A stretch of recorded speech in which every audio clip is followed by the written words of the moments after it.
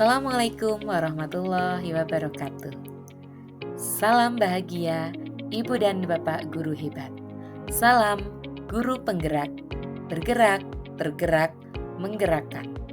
Perkenalkan, nama saya Noviana Pramudianti, guru matematika SMP Negeri 2 Kejajar. Saya adalah calon guru penggerak Angkatan 9 Kabupaten Wonosobo, Provinsi Jawa Tengah. Pada video kali ini, saya akan memaparkan demonstrasi kontekstual modul 1.1, yaitu pembelajaran berpusat pada murid. Ki Hajar Dewantoro adalah Bapak Pendidikan Nasional. Beliaulah sang pemrakarsa pendidikan di negara Indonesia. Beliau memiliki nama asli Raden Mas Suwardi Suryoningrat. Lahir di Paku Alaman tanggal 2 Mei 1889. Sehingga setiap tanggal 2 Mei kita peringati sebagai Hari Pendidikan Nasional. Filosofi pemikiran Ki Hajar Dewantoro tentang pendidikan salah satunya adalah bahwa pendidikan adalah tempat persemaian benih-benih kebudayaan dalam masyarakat. Ki Hajar Dewantoro memiliki keyakinan bahwa untuk menciptakan manusia Indonesia yang beradab, maka pendidikan menjadi salah satu kunci utama untuk mencapainya. Pendidikan dapat menjadi ruang berlatih dan bertumbuhnya nilai-nilai kemanusiaan yang dapat diteruskan atau diwariskan. Yang kedua, Ki Hajar Dewantoro menjelaskan bahwa tujuan pendidikan yaitu menuntun. Menuntun segala kodrat yang ada pada anak-anak agar mereka dapat mencapai keselamatan dan kebahagiaan yang setinggi-tingginya, baik sebagai manusia maupun sebagai anggota masyarakat. Dalam proses menuntun tersebut, anak diberi kebebasan, namun pendidik adalah sebagai pamong dalam memberikan tuntunan dan arahan agar anak tidak kehilangan arah dan membahayakan dirinya. Seorang pamong dapat memberikan tuntunan agar anak dapat menemukan kemerdekaannya dalam belajar. Anak juga secara sadar memahami bahwa kemerdekaan dirinya juga mempengaruhi kemerdekaan anak lain. Oleh sebab itu, tuntutan seorang guru mampu mengelola dirinya untuk hidup bersama dengan orang lain. Pendidikan bertujuan untuk menuntun anak untuk menebalkan garis samar-samar agar dapat memperbaiki lakunya untuk menjadi manusia seutuhnya. Jadi, anak bukanlah kertas kosong yang bisa digambar sesuai keinginan orang dewasa. Ki Hajar Dewantoro juga menyampaikan tentang kodrat alam, kodrat zaman, dan budi pekerti. Ki Hajar Dewantoro menjelaskan bahwa dasar pendidikan anak sangat berhubungan dengan kodrat alam dan kodrat zaman. Ki Hajar Dewantoro juga menegaskan bahwa didiklah anak-anak dengan cara yang sesuai dengan tuntutan alam dan zamannya sendiri.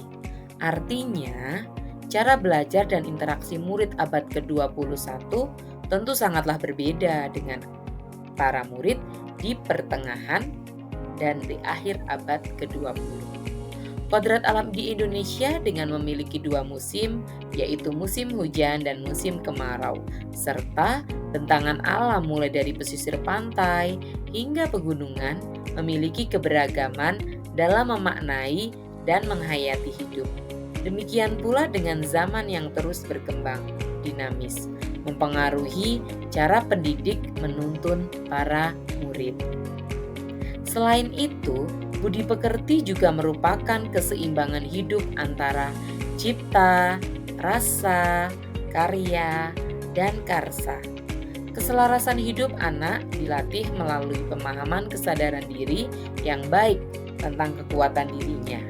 Kemudian, anak dilatih mengelola diri agar mampu memiliki kesadaran sosial bahwa ia tidak bisa hidup sendiri dalam relasi sosialnya, sehingga ketika membuat sebuah keputusan yang bertanggung jawab dan kemerdekaan dirinya juga kemerdekaan orang lain. Budi pekerti inilah yang melatih anak untuk memiliki kesadaran diri yang utuh dan menjadi dirinya, juga kemerdekaan orang lain. Namun, kita masih sering menjumpai adanya pembelajaran konvensional yang masih berlangsung di kelas. Pembelajaran konvensional diantaranya pembelajaran masih berpusat pada guru. Yang kedua, masih passive learning atau pembelajaran yang pasif. Antara guru dan siswa masih jarang adanya interaksi. Kemudian, tidak ada kelompok-kelompok yang kooperatif. Anak tidak bekerja sama dengan temannya. Dan penilaian masih bersifat sporadis. Jadi, bagaimana jika kita menemukan hal yang seperti ini?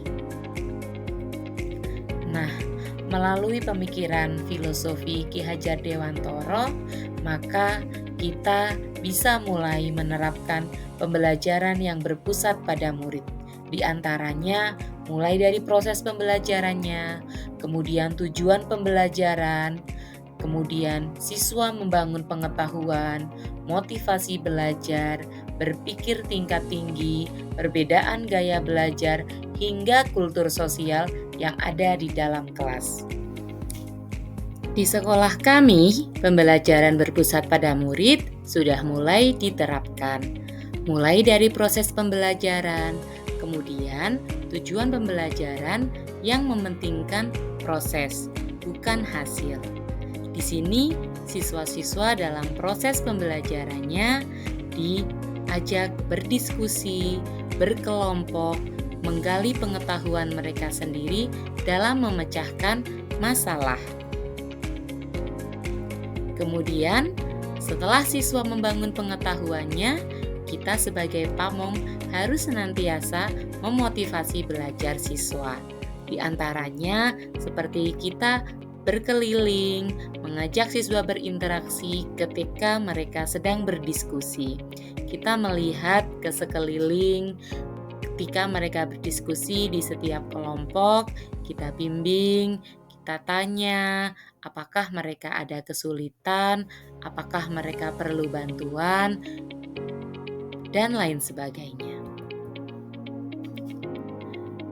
Selanjutnya, setelah siswa berdiskusi, mereka maka akan diajak untuk berpikir ke tingkat yang lebih tinggi lagi bagaimana dalam memecahkan masalah mereka.